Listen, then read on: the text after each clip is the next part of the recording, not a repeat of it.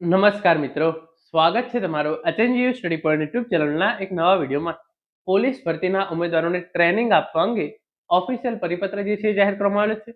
LRD ઉમેદવારોને 8 મહિનાની training, જિલ્લા પસંદગી અને મેડિકલ સાથે સાથે ટ્રેનિંગ માટેના કયા કયા સેન્ટરો રહેશે એની પણ ચર્ચા જે આ વિગતવાર પરિપત્ર જાહેર કરવામાં આવેલો છે એની અંદર કરવામાં આવેલી છે.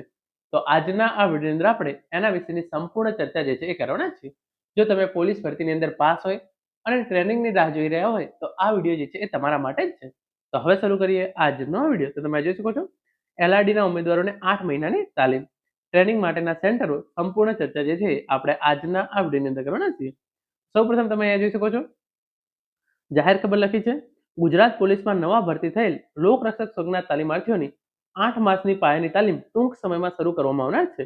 લોકરક્ષક સંઘના તાલીમાર્થીઓને શ્રેષ્ઠ તાલીમ મળી રહે તેમજ એક સૂત્રતા જળવાય તે હેતુસર તાલીમ કેન્દ્રો ખાતે ઇન્ડોરના વિષયો માટે વ્યાખ્યાન ખેતાઓની કરાર આધારિત નિમણૂક કરવામાં આવેલ છે.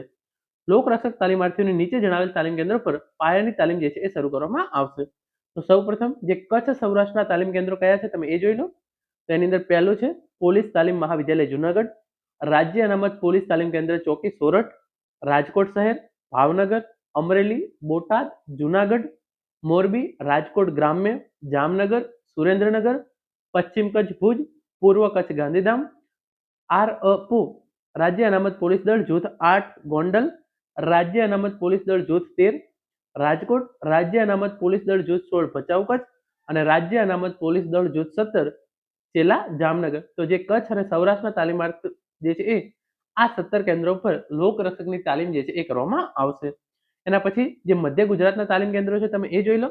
અમદાવાદ શહેર કમાન્ડો તાલીમ સેન્ટર, ખલાલ, ખેડા નડિયાદ, ગાંધીનગર, સાબરકાંઠા, મહેસાણા, બનાસકાંઠા, અમદાવાદ ગ્રામ્ય, પાટણ, રાજ્ય અનામત પોલીસ દળ જૂથ 2 અમદાવાદ, રાજ્ય અનામત પોલીસ દળ જૂથ 7 મડાણા, રાજ્ય અનામત પોલીસ દળ જૂથ 6 મુટેડી, રાજ્ય અનામત પોલીસ દળ જૂથ 7 નડિયાદ અને જૂથ 9 વડોદરા. તો આ જે છે એ 9 કેન્દ્રો જે છે આ જે 14 કેન્દ્રો છે એ કેન્દ્રો જે છે એ મધ્ય ગુજરાતના તાલીમ કેન્દ્રો છે. અને એના પછી તમે અહીંયા જોઈ શકો છો દક્ષિણ ગુજરાતના જે તાલીમ કેન્દ્રો છે તમે એને જોઈ લો. પોલીસ તાલીમ શાળા વડોદરા, વડોદરા શહેર, સુરત શહેર, પંચમહાલ ગોધરા, દાહોદ, ભરૂચ, છોટાઉદેપુર, વલસાડ, તાપી, આહવા ડાંગ, રાજ્ય અનામત પોલીસ દળ જૂથ 1 વડોદરા, રાજ્ય અનામત પોલીસ દળ જૂથ 4 પાવડી, રાજ્ય અનામત પોલીસ દળ જૂથ 5 ગોધરા અને રાજ્ય અનામત પોલીસ દળ જૂથ 11 વાવ સુરત. તો જે આ 15 કેન્દ્રો છે એના પર જે છે એ દક્ષિણ ગુજરાતના જે છે એ તાલીમ કેન્દ્રો છે. તો કુલ તમારા તાલીમ કેન્દ્રો કેટલા થઈ ગયા? અહીંયાના તમે જે છે એ 15 ગણી લો, પછી અહીંયાના જે છે એ 17 અને અહીંયાના 14. 15 + 14 + 17. આનો આન્સર તમે જે છે એ નીચે કોમેન્ટ બોક્સની અંદર જણાવી દેજો. કુલ આટલા તાલીમ કેન્દ્રો પર જે 12,000 ઉમેદવારો પાસ થયેલા છે એમને જે છે એ ટ્રેનિંગ આપવામાં આવનાર છે.